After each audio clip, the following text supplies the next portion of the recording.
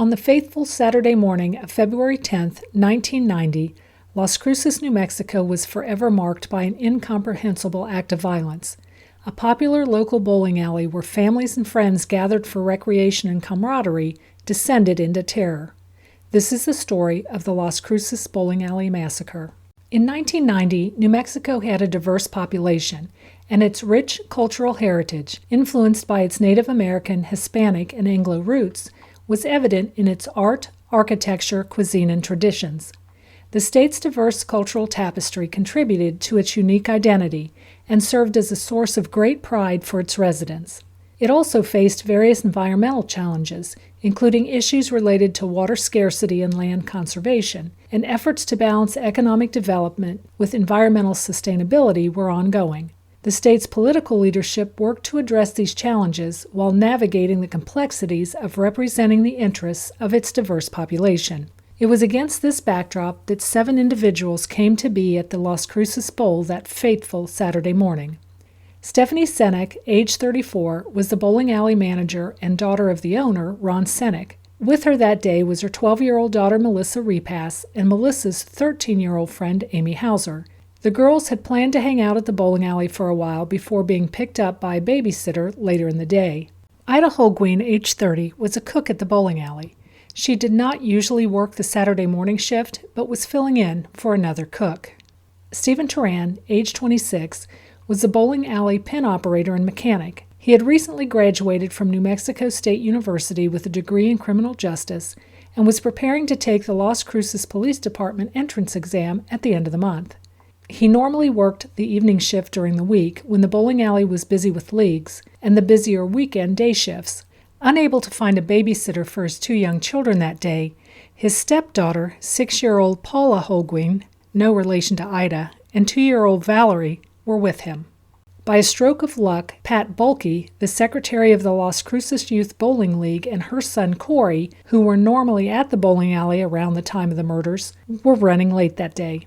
On February 10, 1990, shortly after 8 a.m., 2 men entered through an unlocked door of the Las Cruces Bowl at 1201 East Amador, confronting Melissa and Amy. Brandishing a handgun, one of the men forced the girls to the back office where Melissa's mother, Stephanie, was preparing to open for the day. Ida was in the kitchen when, minutes later, one of the men came in, pulled a .22 caliber pistol, and ordered her into Stephanie's office. The gunman ordered the women and children to kneel and shot each in the head before taking approximately $5,000 from the safe. Seconds later, Stephen, not seeing anyone in the alley as he normally did, entered Stephanie's office and stumbled onto the crime scene. He and his 2 children were immediately shot in the head. Before fleeing, the assailants set fire to papers on the desk. Miraculously, despite having been shot 5 times, Melissa managed to crawl to the office telephone and called police. The time was 8:30 a.m.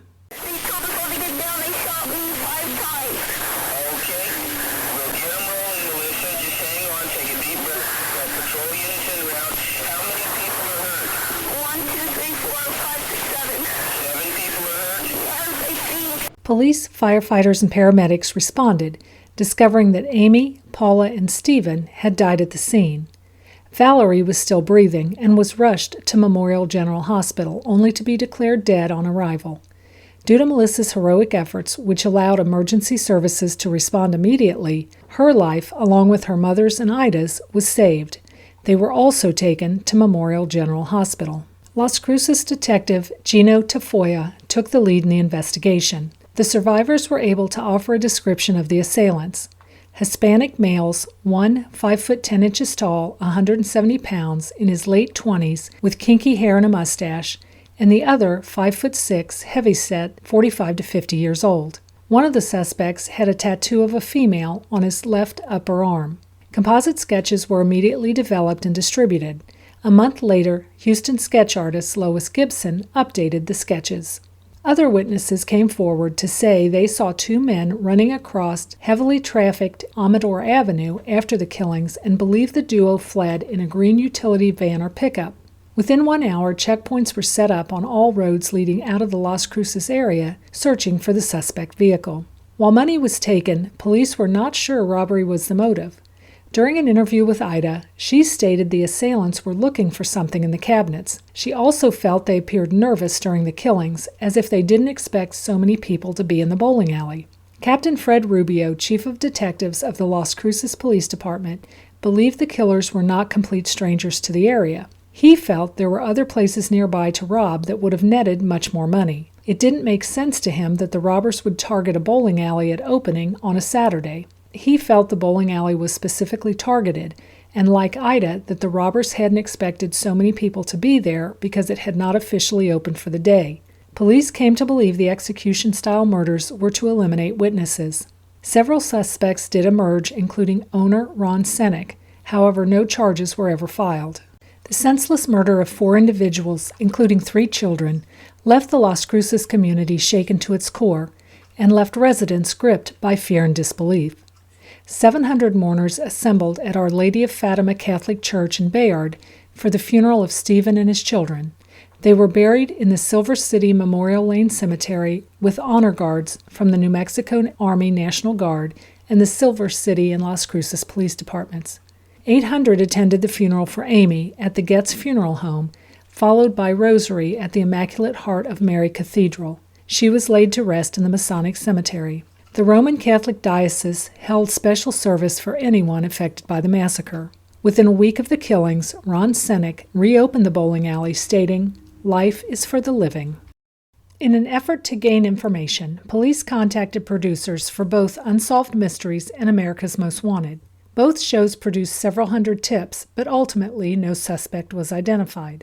A full-length documentary film called A Nightmare in Las Cruces was released on the 20th anniversary of the massacre. It uses actual crime scene video, pictures, and interviews with family members. Filmmaker Charlie Min hopes it will move someone to come forward with fresh information and break the case. The film is available on Amazon Prime, and I've provided a link below. In January 1991, just 10 months after the murders, due to foreclosure, the Las Cruces Bowl was sold at auction and renamed Sun Lanes. Ron Senek, who had owned it for just 6.5 years, had racked up $1.5 million in debt.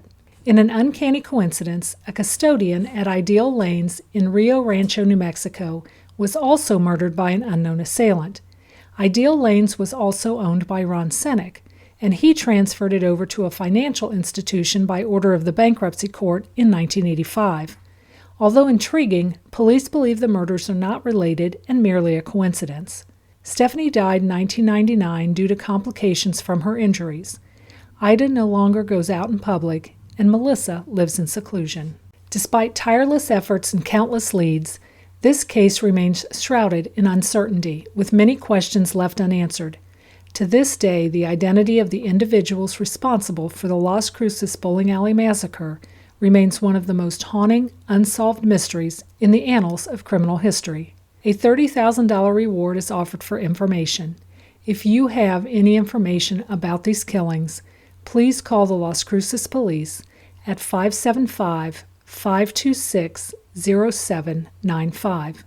Until next time, stay curious, stay vigilant, and may the truth reveal itself in the shadows.